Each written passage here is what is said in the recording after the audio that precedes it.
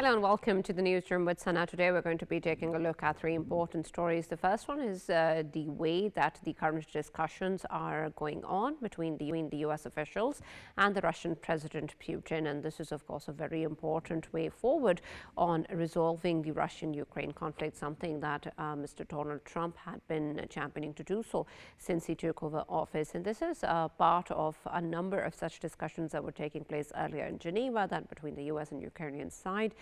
In the United States, and then, of course, now with the US officials in Russia.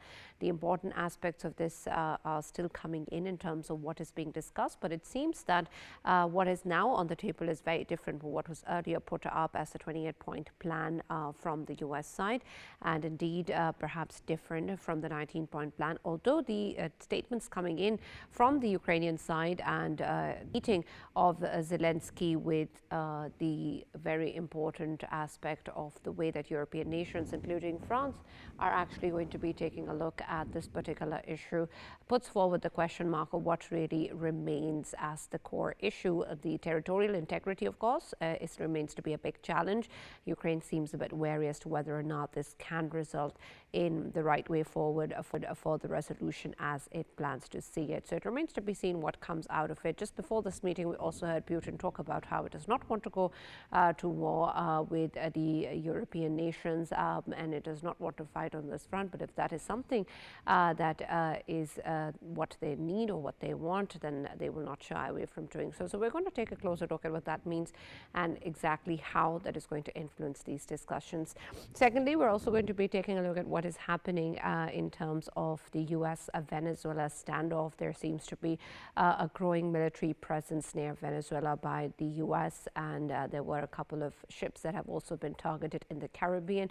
And then, of course, there's the very important rally in which thousands of people attended, in which Maduro, of course, talked about how he's not going to go ahead with any sort of slave government or a slave freedom that he refers to if he gives in to any demands by the US side. There were reports earlier that were confirmed by the United States that there was a conversation that happened between the two leaders in which perhaps some sort of freeway was offered to Maduro, and he's asked for more in terms of the government officials along with his family to have a safe passage and to have impunity from the charges earlier put over, a deadline for which has already crossed, and the airspace has been now closed by the United States. And so it seems that Maduro is standing on the ground in what he's displaying as a public show of power and putting up his strength against the United States. So what exactly is going to happen on that front is also going to be our discussion in the newsroom today. And lastly, we're going to take a look at what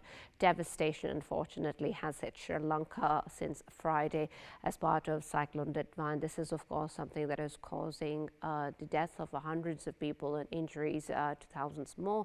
It is, of course, also something that Pakistan is very keenly going ahead with providing aid for, and the devastation that the people of Sri Lanka have to put up with is indeed deplorable and tragic. And this is something that needs a humanitarian lens from the entire international community that need to put that before anything else. There is, of course, a lot of rebuilding that needs to be done for the people that have been hit hard by this cyclone.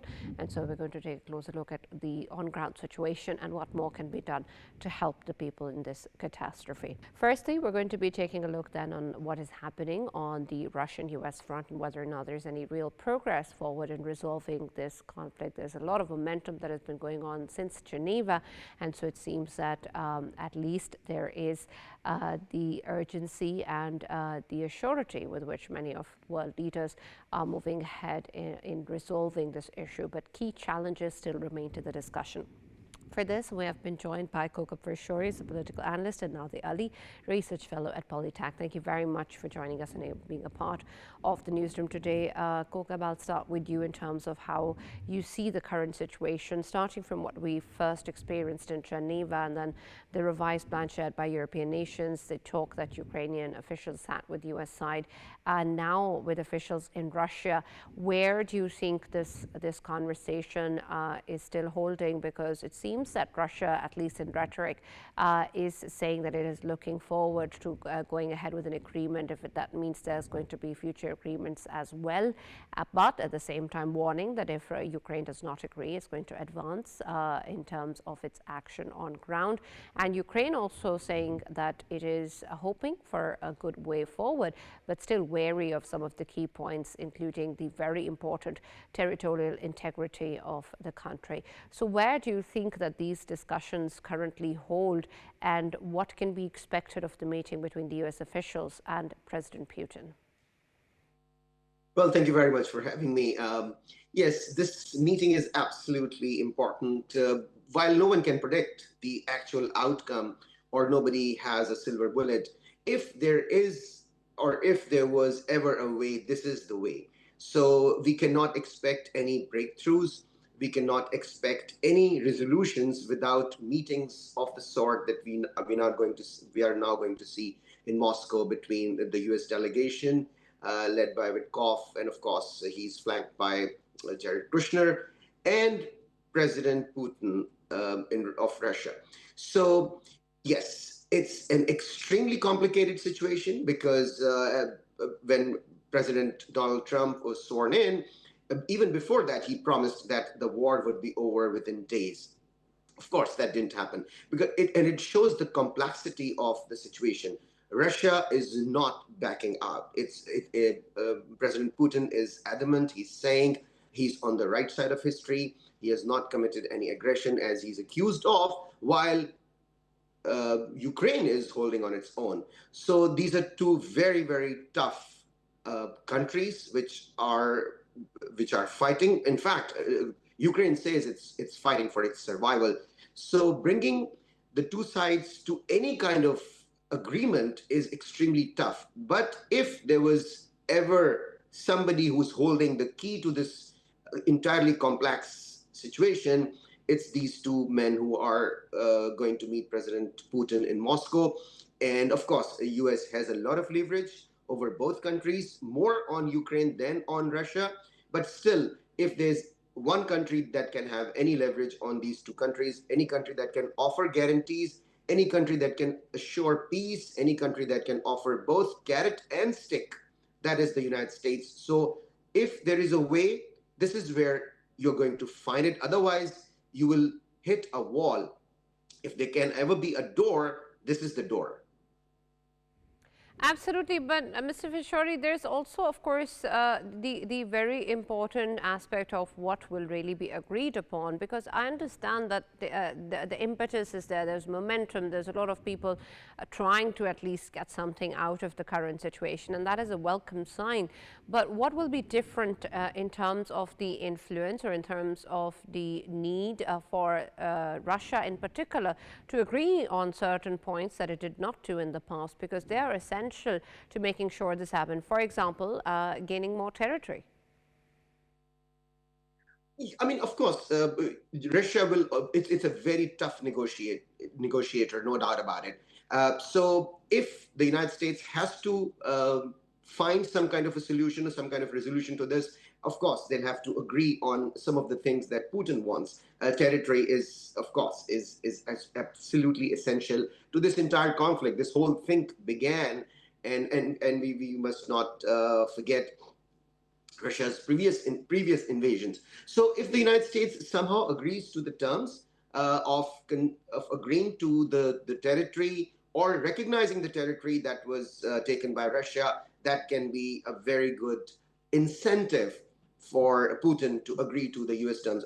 And then again, as I said, the United States holds many keys, sanctions, and of course cooperation in areas that Russia is willing to cooperate, or in fact is eager to get the US cooperation in those areas. There is always something that either side can offer to each other to come to an agreement. While this meeting should not be expected to see an immediate ceasefire that will at least de-ice the runway, in Russia, it's extremely cold, so the runways are de-iced for the planes to take off. So at least this meeting can de-ice the runway if it will not cause an absolute perfect takeoff of a ceasefire plan. As I said, there are a few things that the United States can offer, which can lure Russia and see them as carrots, not sticks. Right. Mr. Farshori, please stay with us and I'll come back with more questions. But let's also welcome in the newsroom now the Lead Research Fellow at PoliTact. Thank you very much, Naade, for joining us. My question to you would be in terms of how you are viewing the current situation, and in particular, what you think has been the discussion from the Ukrainian side with the US officials, and then also in the most recent meeting in France, and the way that we're looking at this nexus, because initially the plan was talked about as having a tilt towards the Russian side. We're not really sure what came out of the meeting from the US officials and the Ukrainian officials, but there was, of course, some discussion forward. And then the meeting with France is important to have the European stronghold behind Ukraine as well. So how do you look at this current situation, whether or not you think that there is enough backing or influence that Ukraine currently can leverage in terms of the European nations standing with it? Thank you very much for having me. And I'll start with the fact that the meeting taking place today did not emerge from a vacuum. It's a part of a broader series of efforts to end the war. Although full details remain confidential or unpublished, what we can infer from this diplomatic engagement is that both Russia and Ukraine are experiencing war fatigue and would like to end the conflict, but of course, each on their own terms. As you highlighted rightly, the role of European Union and these recent talks in Geneva, we heard that the initial peace proposal was 28 points, but after the meetings with the European stakeholders, it was revised to round about, I think so, 19 points. The fact is that today's statement from Russian President Putin make things very clear. He has warned the European Union that if you want war, I'm ready for it. The thing is that from the European perspective, they have been very much concerned on arming the Ukraine and pushing for Ukraine to win the war. But in terms of the US, it's a lost cause and it will just lead to further destruction on both sides. So we see that there is some sort of disagreement between the President Trump's approach vis-a-vis the European stakeholders' approach when it comes to the Russia-Ukraine war. But the thing is that both Russia and Ukraine, they want to make the best out of this opportunity so that they can claim some sort of victory back home. And here we come to the point that what they will be negotiating on. For Russia, Ukraine's participation in NATO is a no-go, whereas for Russia, for Ukraine, it doesn't want to give up its territory. So the division of territory and also the post-war security architecture of Ukraine will be the most important points during the discussions. And also what we can learn from President Trump's diplomacy is that he likes to have an immediate ceasefire. So his focus is more on pausing the conflict so that a peace can be reached or prospects for peace can be established.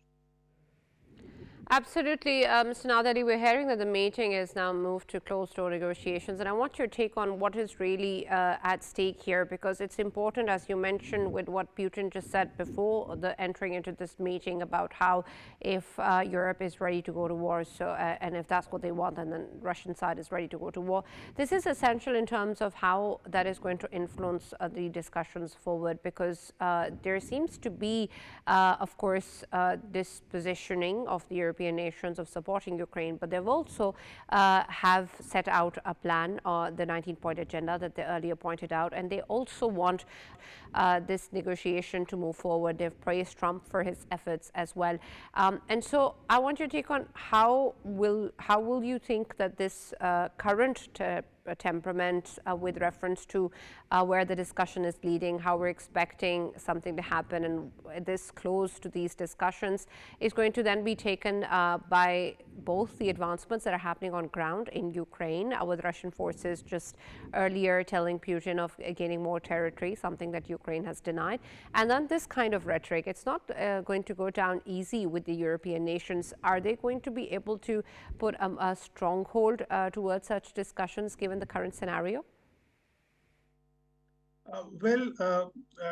If you connect the dots, things will become much clearer.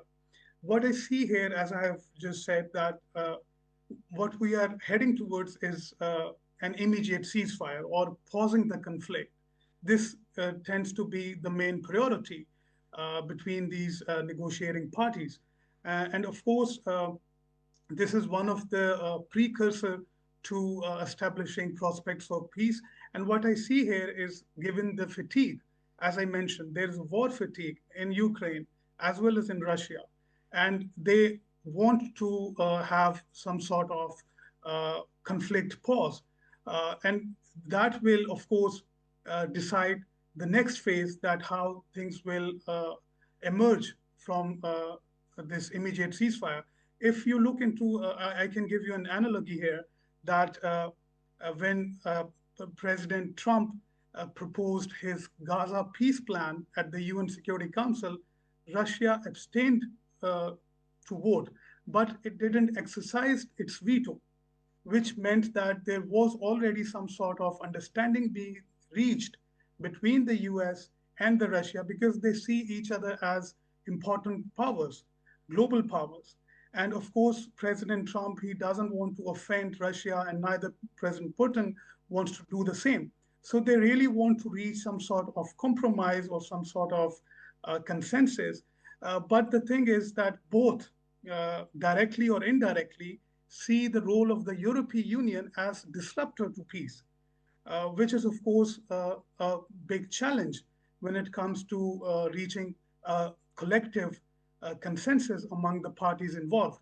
So I think so that the European Union would be forced by their American counterparts to step back or show some flexibility, because the demands of the Europe are just increasing, and in the context of Russia, and as well as in the context of US, it will not lead to a compromise.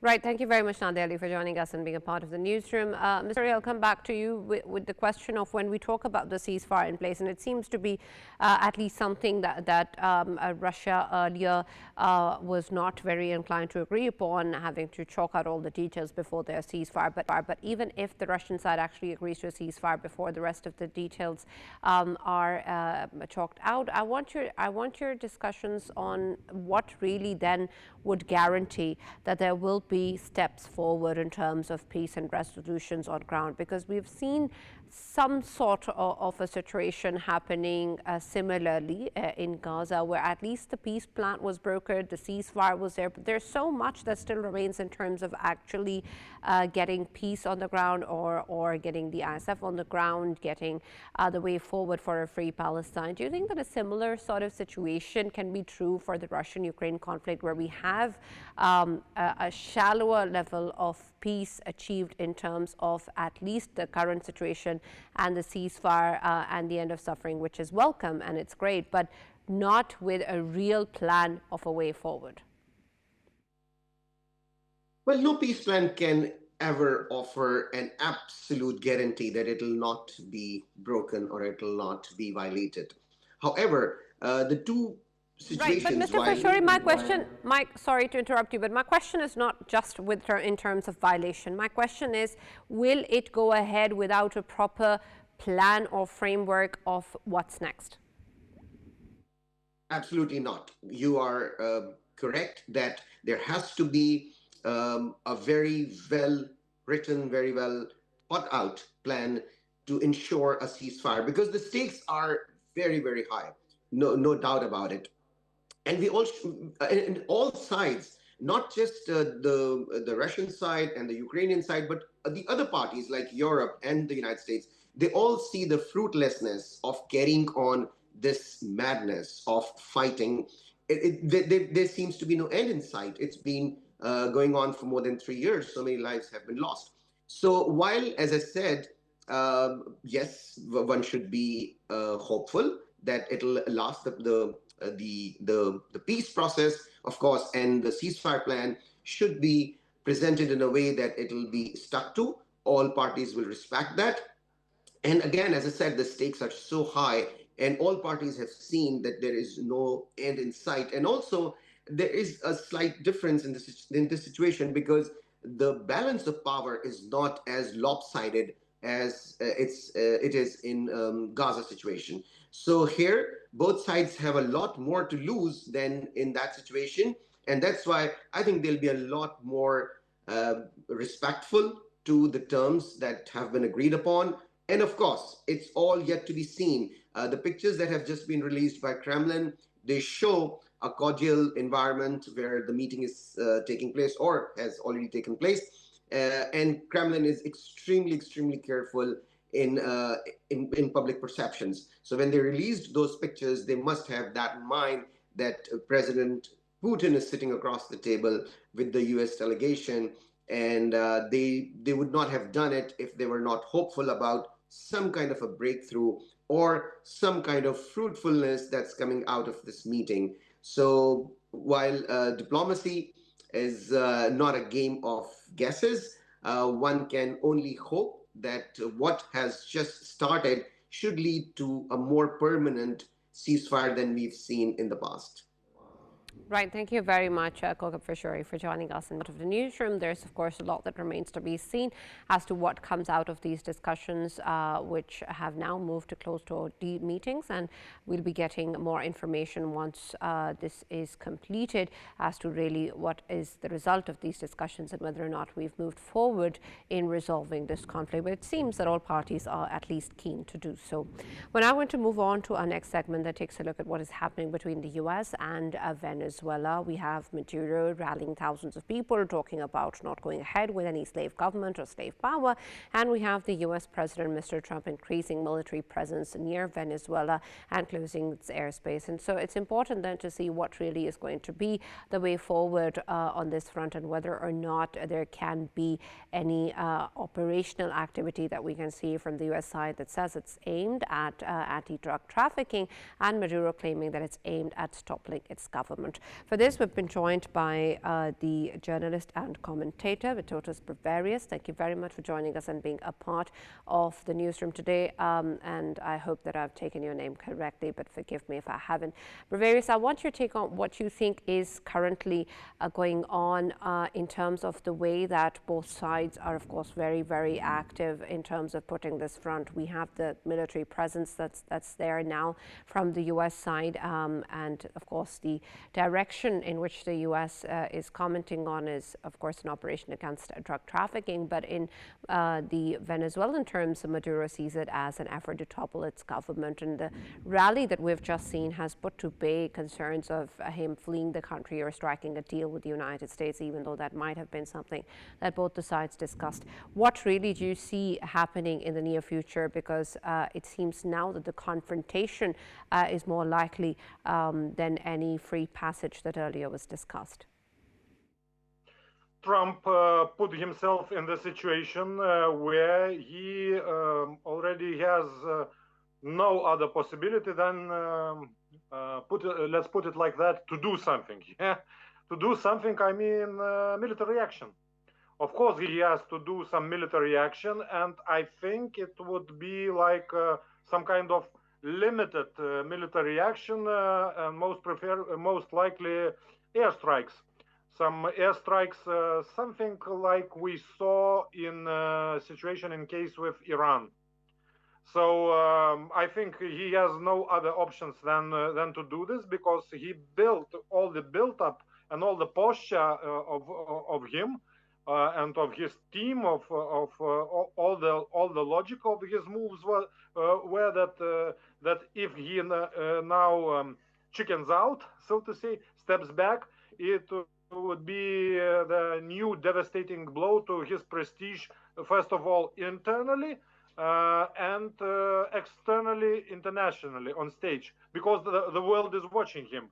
And of course his new frenemies, more like new, his friends China and Russia is watching and waiting in. Is he really such a tough guy, how he likes to portray himself, or not? So that's the test. Right, Mr. Bruveris, what of Mr. Maduro, and especially the way that the people inside of Venezuela are actually looking at his government? It seems, of course, that many had earlier expected him to flee and get a free passage. Then there seemed to be a discussion that he's had with Mr. Trump on this front that wasn't agreed upon due to more demands put forward by the Venezuelan side. But in terms of how the people are currently viewing the situation, do they want him in power? What, in your opinion, is his standing? He has rallied thousands for sure, but what are the people really expecting to happen? I think that the majority of Venezuelan people are sick and tired of the dictatorship, and what could be the other way? This is a brutal, bloody dictatorship with the legacy already, huge legacy and history of crimes and violent crimes, first of all directed to its own people. But you know, dictators are people who are hostages of themselves and of the dictatorships which they have created. Maduro, even if, I don't know, Mr. Trump or all the world, like promised him all the free passages, I don't know, to all the possible countries, to safe havens and everything, he can't trust them fully. And when he is weighing the dilemma to flee, relying on the promises that he will be secure, or to stay till the last option, surrounded and dug in his dictatorship, of course the choice is obvious: to stay, because it is kind of safer than to rely on outside promises and to flee and to strip yourself of the protection, of the security of your own regime. So it's no surprise that Maduro is still choosing to stay, digging in and relying on the strength of his allies, of his, I don't know, repression structures, of his army, of his security services, and hoping that there won't be the full-scale ground invasion, and he can even will be able to survive some airstrike campaign, which even might to consolidate and mobilize some part of the society around him. So I think his logic is like that. And in purely like pragmatical, so to say, Machiavellian sense, I think he's kind of right. Right. Mr. Bruveris, where do you think is to be the point where we can see the U.S.'s involvement more than the airstrikes that is already conducted in the Caribbean, or increased airstrikes, as you keep referring to? Will it be able to afford an all-out military operation, as Maduro keeps on blaming or predicting the U.S. side to do so, or planning to do so, in terms of toppling his government? Is that something that you see President Trump engaging in?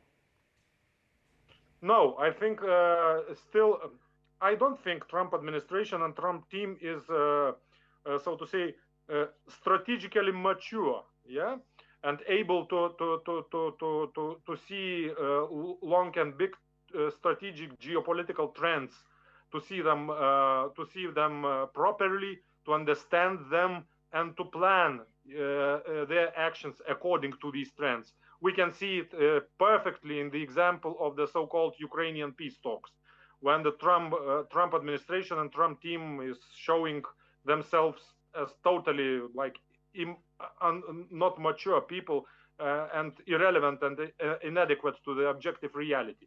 But I'm returning back to Venezuela. I think that they are thinking not in strategic but in tactical perspectives, and still counting on that. First of all, they can still hoping that they can pursue Maduro leave peacefully.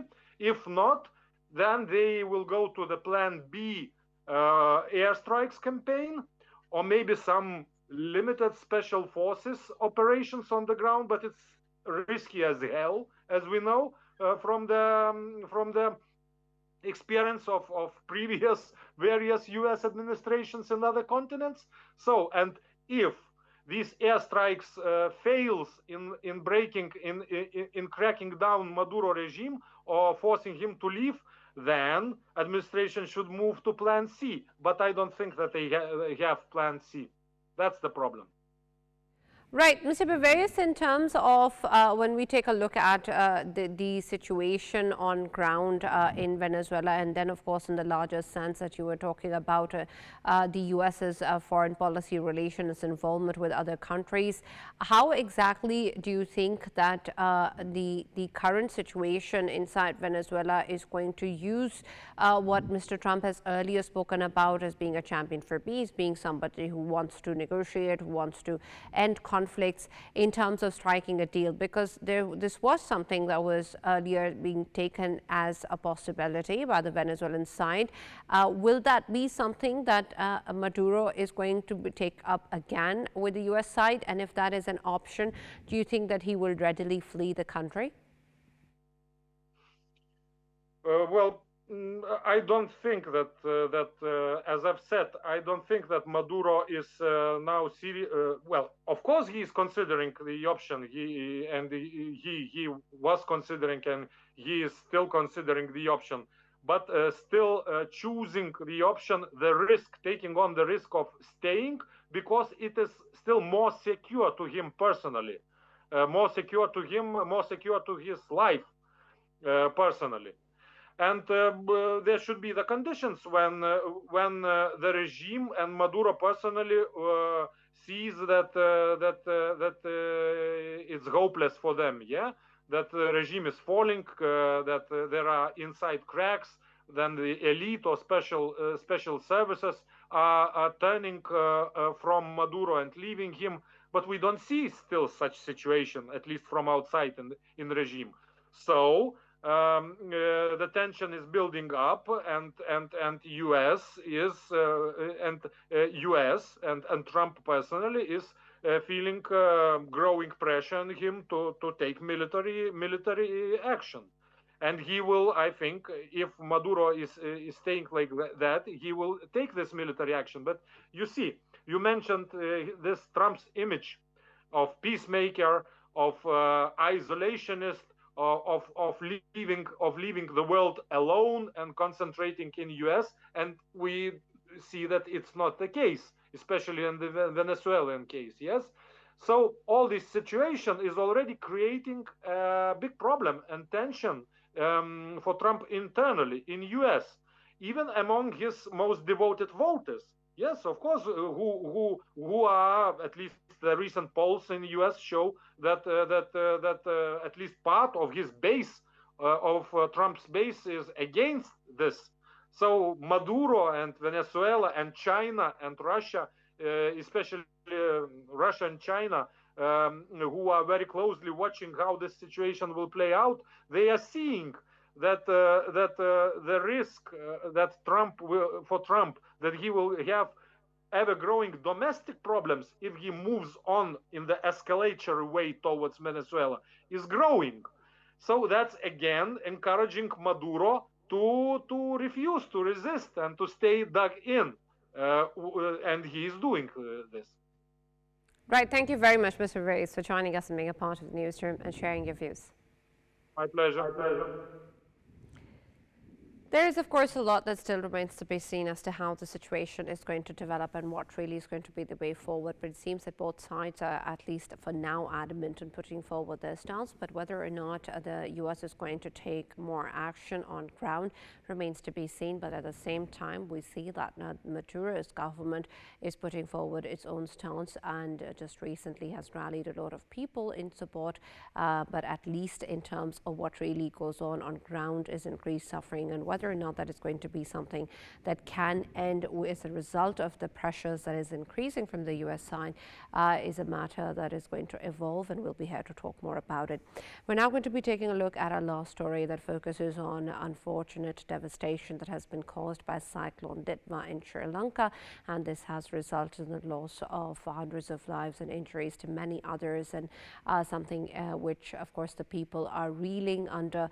There's a lot that they need to rebuild and they need to work upon with the devastation that currently exists in Pakistan. Has been at the forefront of sending humanitarian aid and rescue operations that has also resulted in the rescue of a number of people, particularly in terms of Pakistan's naval support that has existed on this front as well. It has been worst flooding in decades that has hit the country with about 1 million people affected and many more injured, and this is something that requires the humanitarian attention of the larger community in the international arena that needs to focus on what really is going on ground in terms of human suffering, much more than anything else in terms of what goes on. The unfortunate reports earlier that we saw of India closing its airspace is a matter of huge concern as well, which is now open and is, of course, allows these aid developments to take place to this region that is absolutely essential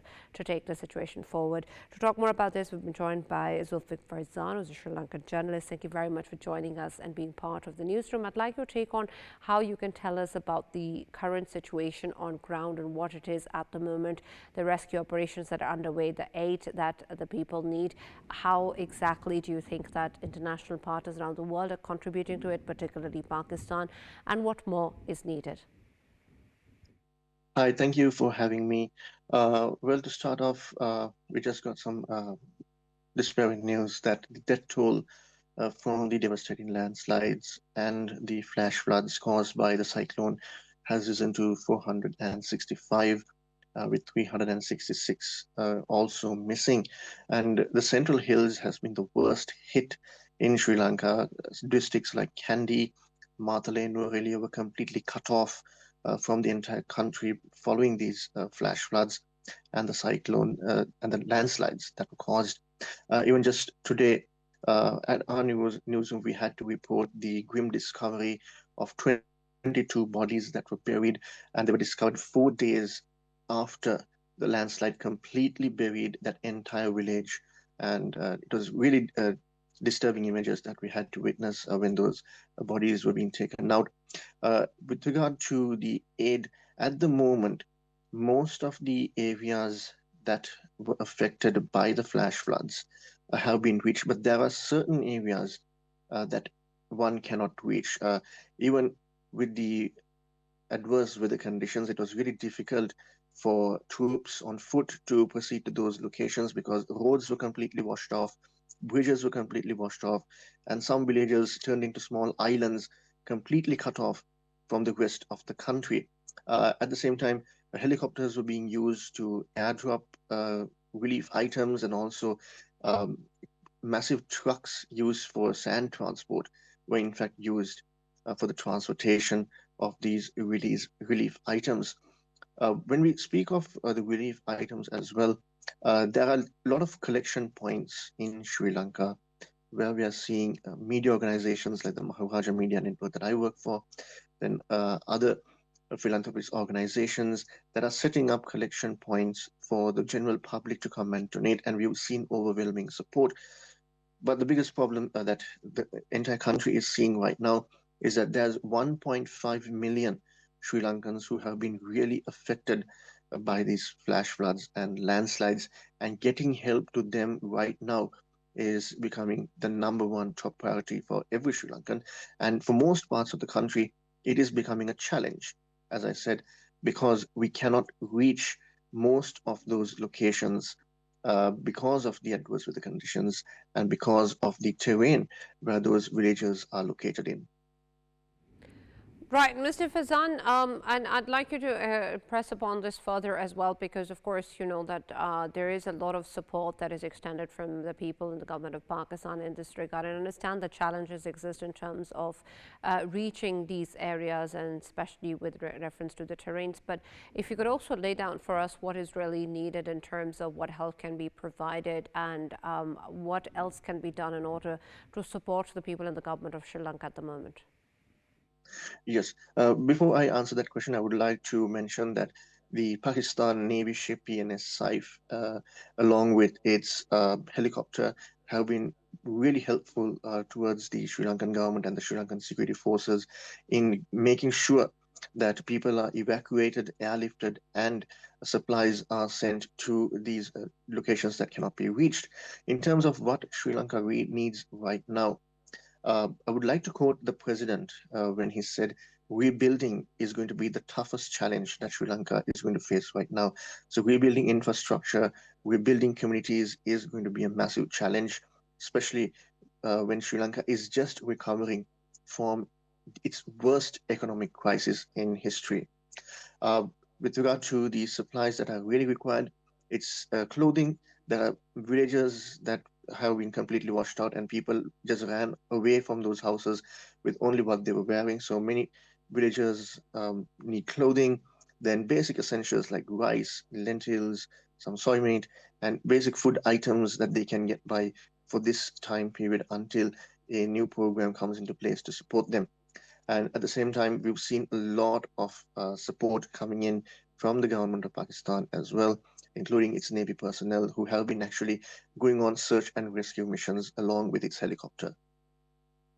Right, Mr. Farzan, there's also, of course, concerns in terms of the larger context that this brings us towards a discussion of climate-induced disasters. And this is something that Pakistan has also been really at the forefront. And of course, Sri Lanka is also one of the countries getting worst affected from these catastrophes. And so how do you think that this conversation then is likely to change, and what needs to be put in front by the Sri Lankan government too in the aftermath of this tragedy in terms of the real damages that exist due to such disasters and the responsibility there is towards the global north in terms of providing climate financing and justice to these regions? Indeed. When you speak of climate financing, I think it is a topic that is currently right now being discussed, not only in Sri Lanka's political fora, but also in the business community as well, because the recent tragic, devastating landslides and flash floods that we've seen, we've never witnessed this before, and it is believed that this is the worst in many, many decades that has affected Sri Lanka. And the discussion right now is, how do we face another similar catastrophe like this? Because 465 lives lost is not just a statistic. These are names and people who used to have ordinary lives and living by, and earning a daily wage, most of them in remote hill capital cities or towns. So the discussion on climate change is now actually taking center stage, where we have seen a lot of, on social media as well, a lot of discussion on how even for the ordinary person to go on to an app and check the daily weather conditions and also learn about how important climate change is and how the change in the climate is going to affect not only their daily livelihoods, but even the agricultural sector in the country, which is the backbone of the country's economy. Right. Thank you very much, Farzan, for joining us. And our hearts go out to the people who've lost their lives and their family members, and of course, all the entire people in the government of Sri Lanka who's dealing with such a tragedy at the moment. And Pakistan is always going to be in support of Sri Lanka in this hour of need. And of course, any help that can be extended is already there, and more is to come. Thank you, everyone, for watching this special episode, because it's important in terms of recognizing climate financing and climate justice that is really increasing, particularly in the region, and that Pakistan, of course, has also put up a fight for previously, and just recently in the COPs has been brought up again towards the international community, where, of course, the entire world needs to understand and realize that these humanitarian crises are not limited to certain regions, but extends to all. And so actions such as closing airspaces that are needed to provide aid to the people of any country is something that must be ended. That's all that we have from the newsroom today. We'll now see you tomorrow.